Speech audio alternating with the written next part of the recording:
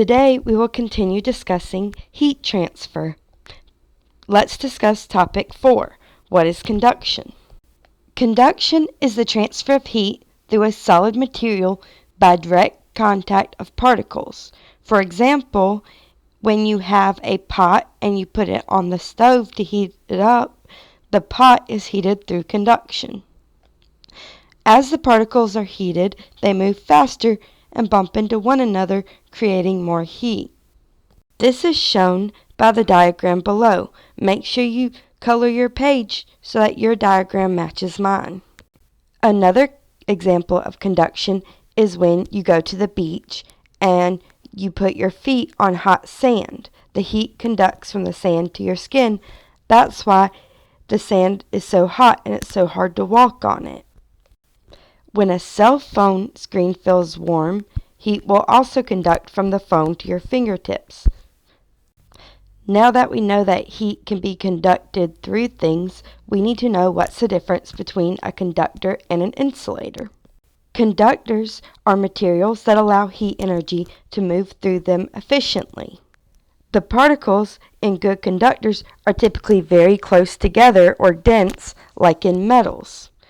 This is why we use copper, steel, or iron pans and pots to cook with.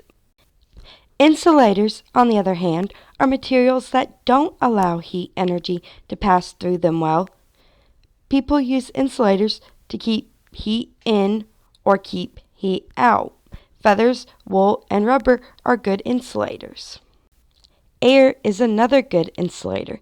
That's why a lot of water bottles are double-walled. They have a layer of air to keep the air out or in. Another type of heat transfer is convection. Convection is the transfer of heat in a fluid, such as a gas or a liquid, that is caused when hotter, less dense fluids rise and cooler, more dense fluids sink. Moving fluids result in a transfer of heat in a cycle that is called a convection current. This is why you can go swimming in the ocean or in a pool even once it gets dark and the water won't be cool yet despite the air cooling down. When the water at the surface cools down, it will sink, allowing the warmer water that was heated during the day to rise, and the ocean continues to feel warm for a while.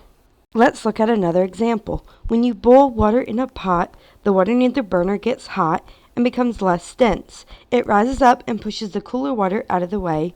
That cooler water sinks, gets heated, becomes less dense, and rises up. This creates a convection current.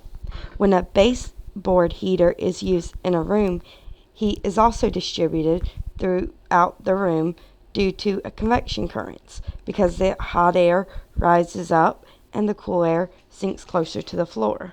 Cool air is reheated due to the baseboard heater, and the cycle continues. Lastly, we will look at what is radiation. Radiation is the transfer of heat through empty space by invisible electromagnetic rays. No matter is required for the heat transfer to occur. Radiation travels at the speed of light in straight lines. This is known as thermal radiation. Back during World War II, when the 2 atomic bombs were dropped on Hiroshima and Nagasaki, it was not the actual bomb that killed the most people, it was the radiation. Many of those who suffered from radiation suffered severe burns. Radiation also cooks your food whenever you use a microwave. One major source of energy on Earth is solar energy. Heat is transferred from the sun to the Earth by thermal radiation. The sun's rays travel through the empty space between the sun and our planet. If you've ever seen a bonfire, then you'll know that the heat you feel radiating from a fire to warm your hands is also thermal radiation. Now, I'd like you to watch the video at the top of the Sum It Up page, write a 20-word summary, and then answer the questions below using your notes.